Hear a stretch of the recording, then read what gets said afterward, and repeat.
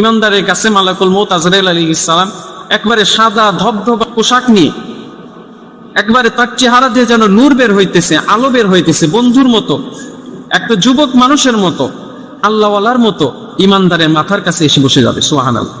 ইমানদার দেখবে তো মালাকুল মউত আজরাইল আলাইহিস সালাম বলবে, ইয়া আইয়াতুহান নাফসুল মুতমাইন্নাহ, হে পবিত্র আত্মা বের হয়ে আসো, তোমার রবের ক্ষমার দিকে বের হয়ে আসো, রবের মাগফিরাতের দিকে বের হয়ে আসো।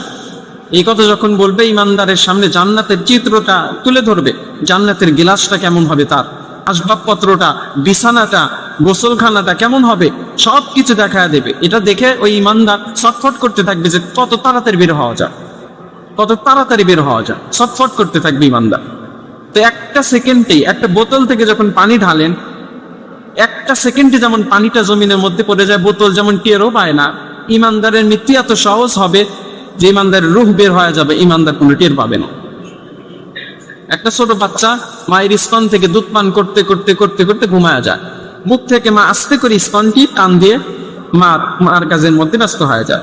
সন্তান কিন্তু বোঝে নাই যে আমার মুখ থেকে স্তনটি খসানো হয়েছে, টান দেওয়া হয়েছে, সন্তান বোঝে নাই। ইমানদারও এরকম ভাবে বুঝতে পারবে না যে আমার ভিতর থেকে আত্মা বের হয়ে গেছে, রূহ বের হয়ে গেছে, ইমানদার তখনও বুঝতে পারবে না। এত সহজ ইমানদারের রূহ বের করা হবে। ইমানদার রূহ বের করার পরে সুন্দর একটা রুমালের মধ্যে করে আল্লাহর কাছে নিয়ে যাওয়া হবে, যেটাকে ইল্লিন বলা হয়। ইল্লিন জান্নাতের একটা অংশ, ওখানে নিয়ে যাওয়া হবে। 7টা আসমান পাড়ি দিতে হবে, 7টা আসমানে 7টা দারোয়ান আছে, ফেরেশতারা আছে।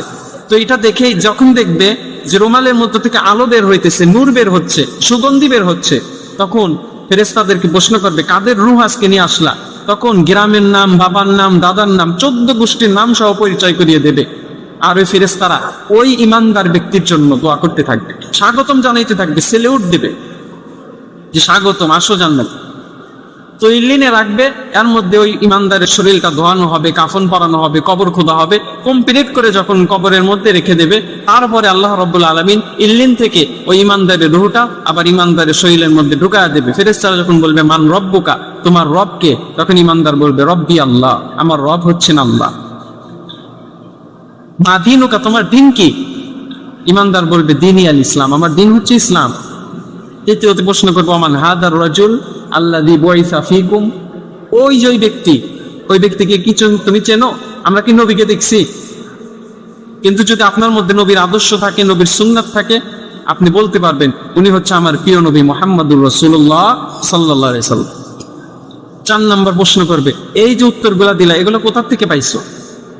কোথা থেকে পাইছে এগুলা? তখন আমরা সকলেই বলবো, আমরা দুনিয়াতে কোরআন পড়তাম, কোরআন বুঝতাম, কোরআন মাফিক জীবন করতাম, আমরা কোরআন থেকে 4টা প্রশ্নের উত্তর পেয়ে গেছি। তখন ফেরেশতারা আবার কবরের মধ্যে সেলুট দেবে, সালাম জানাবে। সালাম জানানোর পরে বলবে, এই যে তোমার কবরে জান্নাতের বিছানা বিছায়া দিলাম, জান্নাত থেকে হাওয়া কবরের মধ্যে ঢুকায়া দিলাম, জান্নাতি ফল তোমাকে দিলাম, এগুলো খাও, বিছানার মধ্যে শুয়ে পড়ো। একজন লোক বাসর রাত্রে যেমন স্ত্রীকে নিয়ে আরামে ঘুমায়া যায়, কোনো টের পায় না, সকাল কিভাবে হলো, ওই ব্যক্তি ওই রকম ভাবে ঘুমায়া যাবে, কিয়ামত হয়ে যাবে, ওই ব্যক্তি কোনো টের পাবে না। ইমানদারের মৃত্যু এমন, ইমানদারের মর্যাদা এমন। আমরা অনেকে মৃত্যু দেখে ভয় পাই, মৃত্যু ভয় পাই, হ্যাঁ ভয় পাওয়া স্বাভাবিক, তবে আখিরি নবীর উম্মতের জন্য মৃত্যু ভয়ানক কিছু না। মৃত্যুর যন্ত্রণা হবে বটে, কিন্তু আপনি যখন জান্নাত দেখবেন, আপনি মৃত্যুর যন্ত্রণার কথা ভুলে যাবেন, ভুলে যাবেন না। ওই যে যখন অপারেশন করা হয়, অজ্ঞান করে নেওয়া হয়, কিছু টের পায় না, বোঝে না, ঠিক ওই রকম ভাবে জান্নাত দেখে আপনাকে অজ্ঞান করে দেওয়া হবে। আপনি জান্নাতের দিকে তাকায় থাকবেন, ওই দিক দিয়ে আপনার রূহ বের করে নিয়ে যাবে, আপনি টের পাবেন না।